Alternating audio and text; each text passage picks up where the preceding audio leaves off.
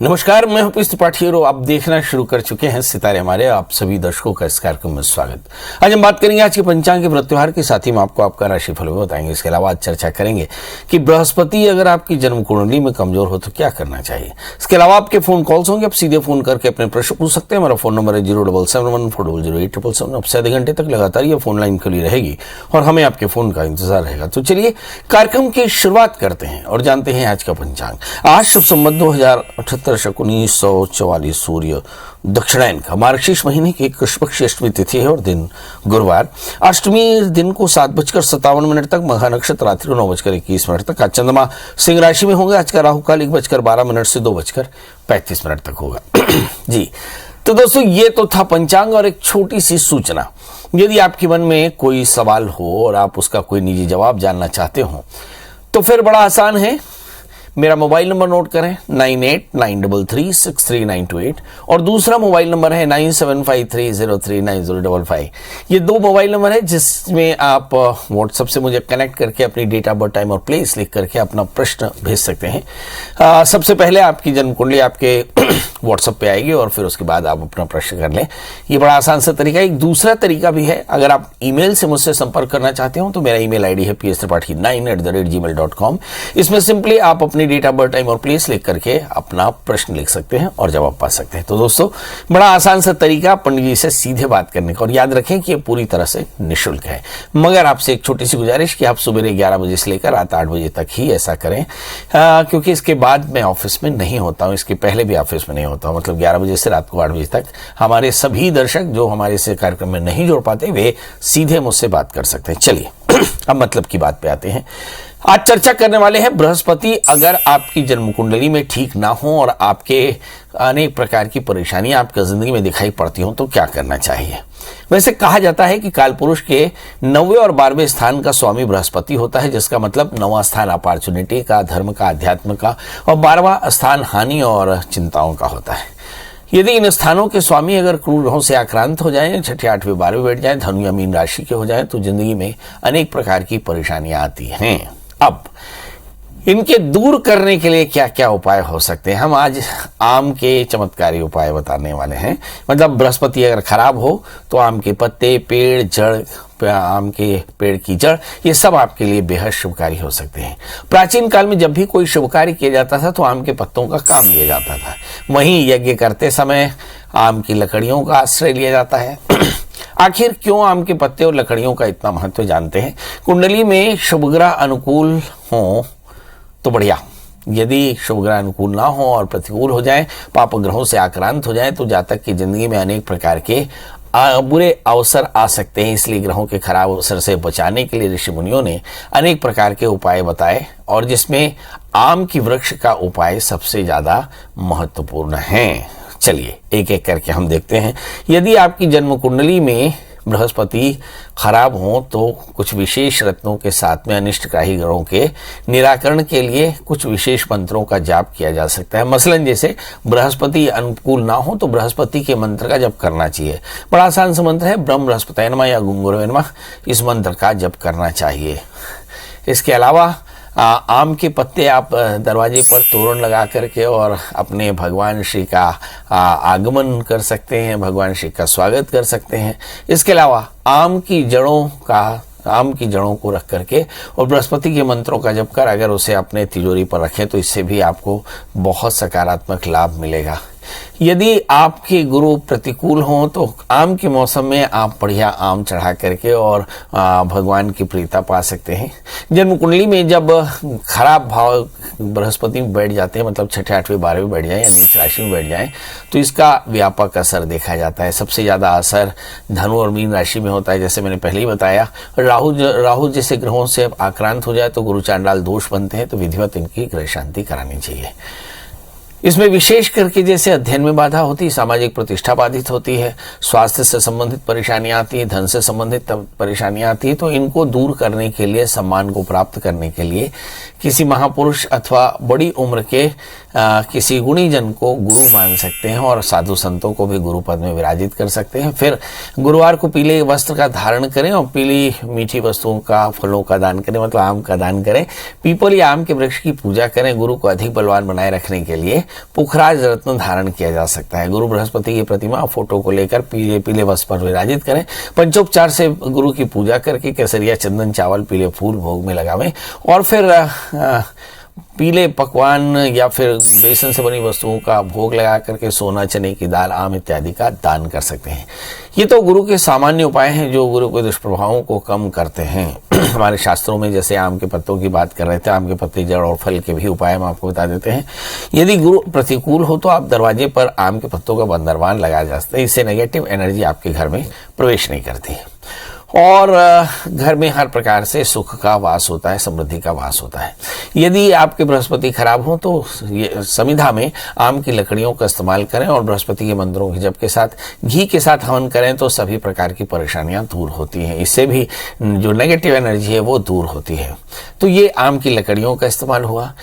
मुझे ऐसा लगता है कि जिस घर में माता लक्ष्मी का स्थायी निवास बनाना चाहते हैं वहां आम के जड़ को लेकर के और फिर 1.25 लाख गुरु मंत्रों का जप करके सिद्ध किया जाए और उस आम की जड़ को अपनी पूजा के घर में रखें या तिजोरी में रखें तो आपके हर प्रकार की असिद्धि समाप्त हो जाती है और आपके जीवन में सब प्रकार की समृद्धि आती। चलिए, तो कुल मिलाकर के अगर बृहस्पति खराब हो तो बड़ों का आशीर्वाद लें, गुरु की सेवा करें, बृहस्पति के मंत्र का जप करें, गुड़, चने इत्यादि बेसन से बनी वस्तुओं का दान करें और सभी प्रकार के कष्टों की निवृत्ति के लिए आप सफ़ेद पीले चीज़ों का दान कर सकते हैं और सभी प्रकार के सुखों को प्राप्त कर सकते हैं।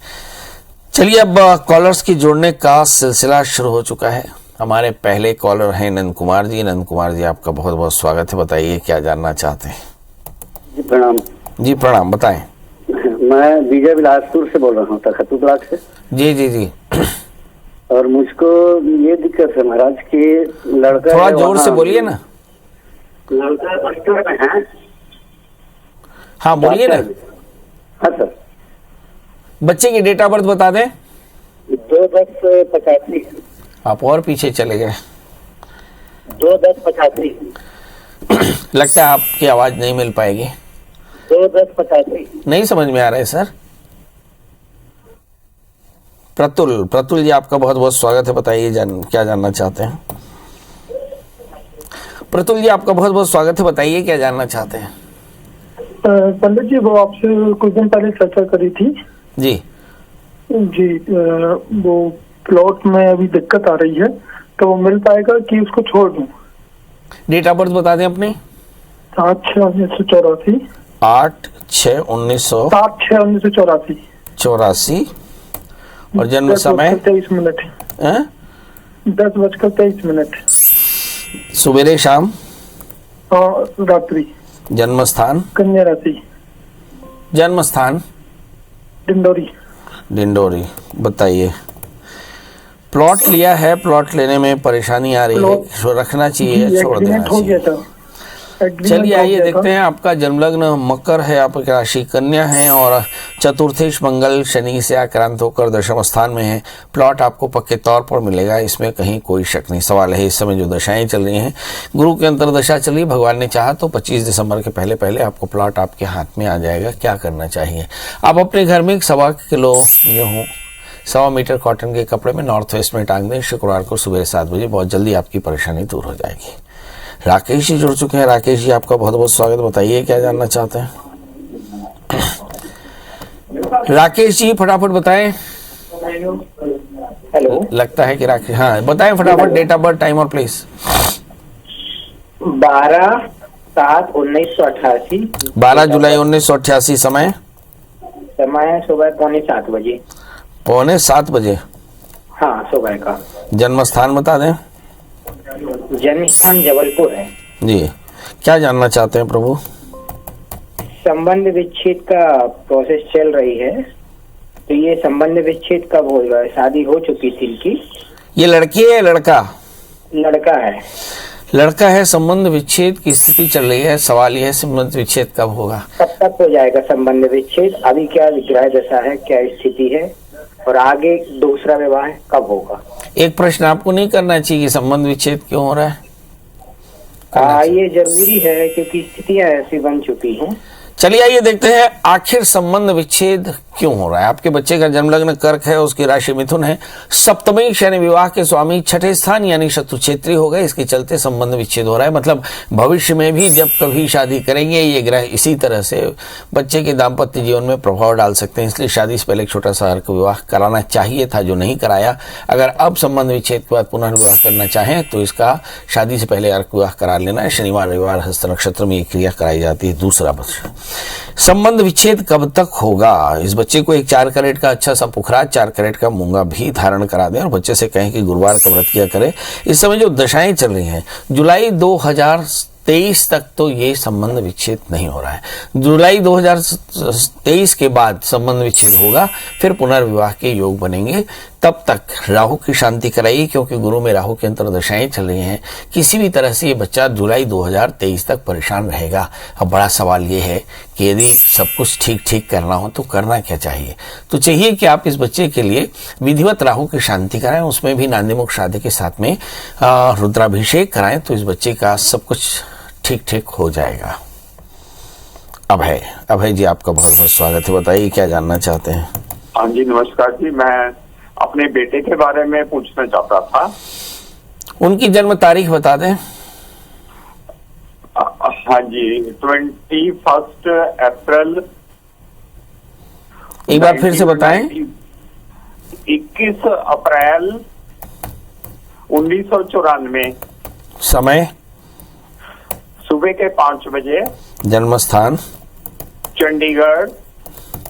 प्रभु जानना क्या है? हाँ जी, ये अपना सिडनी में है, वर्क वीजा पे, और छोटी मोटी ऐसे काम चलाऊ जॉब मिल रही है उसको। जो उसने क्वालिफिकेशन ली है सिडनी में, उसके मुताबिक उसको कंपनी की जॉब कब मिलेगी और उसकी पीआर कब होगी? चलिए ये देखते हैं उसकी पीआर कब होगी, यानी परमानेंट वीजा कब मिल पाएगा। अभी समय उनके सूर्य में राहु की अंतर्दशाएं चल रही हैं, तो अब 15 अप्रैल 2023 से पहले तो कुछ ना हो रहा है, इसलिए सबसे पहले तो राहु की शांति करा लें, क्योंकि सूर्य में राहु की दशा चल रही है। सूर्य में राहु का अंतर, राहु भाग्य स्थान में बैठे हैं, इसलिए उलझन लगेगी, मतलब 15 अप्रैल तक उलझन हो सकती है। दूसरा प्रश्न, इस बच्चे का जन्म लग्न मीन है और इसकी जो राशि है वो है सिंह। लग्न में मंगल, बच्चे का पीआर पक्के तौर पर हो जाएगा। 12वें स्थान में शनि है। मुझे ऐसा लगता है कि अप्रैल 2023 से लेकर अप्रैल 2024 के बीच में इसका वीज़ा हो जाएगा और आगे करके इसका जीवन भी काफ़ी अच्छा होगा। मगर इस बच्चे की जन्म कुंडली में 2 प्लैनेट ऐसे हैं जो काफ़ी ज़्यादा पैनिक हैं। एक 12वें स्थान का शनि और एक भाग्य स्थान का राहु। मुझे ऐसा लगता है कि ऐसा भी कह सकते हैं कि बृहस्पति भी अष्टम स्थान में तुला राशि के बहुत अच्छे नहीं हैं। इन सब के लिए करना क्या चाहिए? बच्चे को चाहिए कि नित्य भगवान शिव का पूजन करे, शिव श्री महिमन स्तोत्र का पाठ करे, या भगवान शिव का मंत्र ओम नमः शिवाय इस मंत्र का जप करे। जैसे मैंने कहा कि 8 कैरेट का टैलिन मूंगा, 4 कैरेट का पुखराज धारण करे तो कल्याण होगा। आज हम चर्चा कर रहे हैं कि जन्म कुंडली में गुरु ठीक ना हो, प्रतिकूल प्रभाव दे रहे हो तो करना क्या चाहिए? तो सबसे पहले अपना एक गुरु बनाना चाहिए, एक अच्छे संत को, एक ऐसे मेंटर को जिससे आप अपने जीवन में प्रभाव या परिवर्तन को देख पाते हो। दूसरा, गुरु मंत्रों का जप करना चाहिए, बड़ों पर आस्था रखनी चाहिए, है ना। और बेसन से बनी हुई वस्तुओं का भगवान जी को भोग लगाना चाहिए और बेसन जैसी चीज़ों का ही दान करना चाहिए, नहीं पीली चीज़ों का दान करना चाहिए।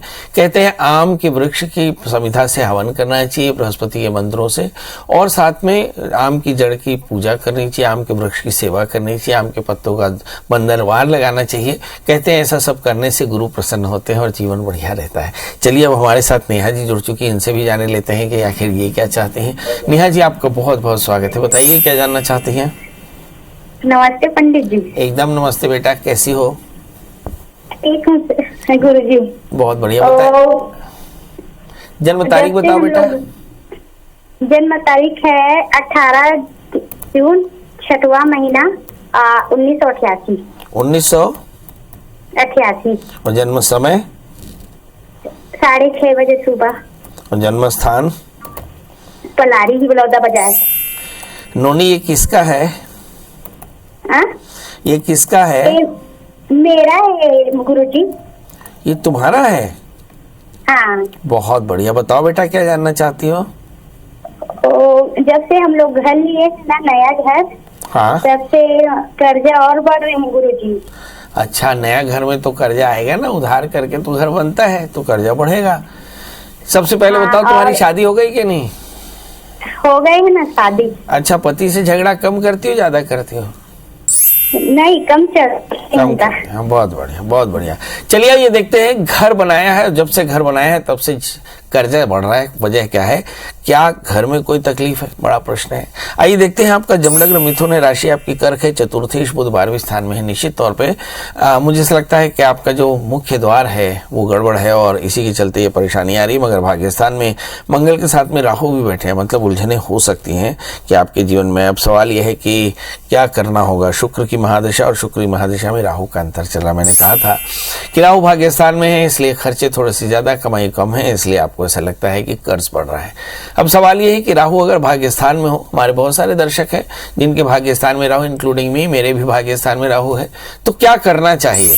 तो भावी बेट सकही त्रिपुरारी, राहु माने अंधकार और भाग्यस्थान माने नवम स्थान, जो आपका आध्यात्मिक क्षेत्र होता है, आध्यात्मिक पुण्य का संचय होता है, वो 9th हाउस यानी 9वें स्थान से देखते हैं। इस स्थान में राहु का बढ़ जाना मतलब आपके जीवन में आध्यात्मिक शून्यता का होना। मतलब यदि आप भगवान शिव का पूजन करते हैं, लोगों की खूब दया करते हैं, जीव सेवा करते हैं, पीपल के वृक्ष की सेवा करते हैं, पीपल के पेड़ में घी का दिया जलाएं और साथ में पीपल के पेड़ में एक मुट्ठी शक्कर, एक मुट्ठी आटा रखना शुरू करें, तो आप देखेंगे बहुत जल्दी आपका कर्ज दूर हो जाएगा। और लगे तो मंगल का व्रत करें, मंगल स्तोत्र का पाठ करें, ऋण विमोचन मंगल स्तोत्र होता है, वो मंगल यंत्र की पूजा करें तो बहुत जल्दी आपका उद्धार पट जाएगा। याद रखें कि आपको एक 4 कैरेट का पन्ना, 4 कैरेट का उपल भी धारण करना चाहिए।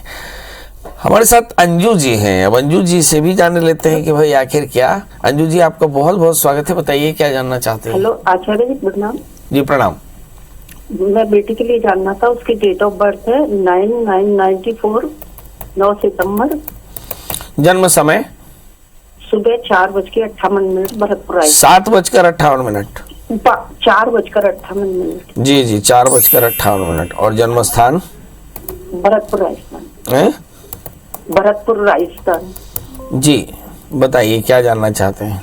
इसकी शादी कब तक होगी गुरुजी, और कोई परेशानी तो नहीं आएगी शादी के ये बाद? बेटी है या बेटा? बेटा है। बेटा है। बेटा को कोई लड़की पसंद हो तो स्वीकार करेंगे? पता चलेगा गुरुजी, अभी तो पता नहीं मुझे। बेटा करता क्या है? ये जॉब करता है केरला में। कहाँ पे? अहमदाबाद।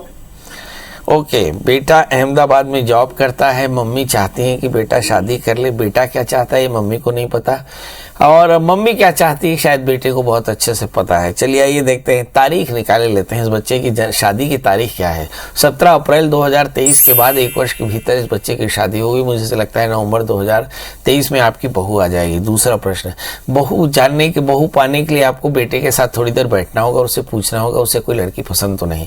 मुझे से लगता है हो सकता है उसकी जिंदगी में कोई लड़की हो और वो उससे शादी करना चाहता हो, तो शादी से पहले एक छोटा सा अर्क विवाह करा लें और इस बच्चे को बढ़िया सा 4 कैरेट का पुखरा, 4 कैरेट का माणिक धारण कराएं। बच्चे की बात ध्यान से सुने। मुझे से लगता है बहुत जल्दी आपकी बहू आपको मिल जाएगी और आपकी बेटी का आगे जीवन भी काफी सुखी है। याद रखिएगा, बच्चे से उसकी रजा जरूर पूछ लीजिएगा। अब अगले कॉलर हैं कृष्णा जी। कृष्णा जी, आपका बहुत बहुत स्वागत है, बताइए क्या जानना चाहते हैं? उदिता जी, आपका बहुत बहुत स्वागत है। पंडित जी प्रणाम। बहुत बढ़िया। उदिता जी बहुत बड़ी लॉयर हैं, महिलाओं के लिए संघर्ष करती हैं। भाई बताइए उदिता जी क्या जानना चाहती हैं? आज मैं अपनी मेड के बारे में जानना चाहती हूँ पंडित जी। हेल्थ के बारे में? आप तो बढ़िया हैं। नहीं, मेड हमारी घर की जो मेड है ना, मेड है हमारी घर की। मेड के बारे में जानना चाहती है, ये बहुत अच्छी बात है। मेरा ख्याल है कि जिंदगी में तो पहली बार किसी ने अपनी मेड के बारे में जानना चाहे। बताइए date of birth. 30 March 30 March 68 जी। Very nice. जन्म और समय? टाइम 7:15 में मॉर्निंग में। वाह। और जन्म स्थान? रायगढ़।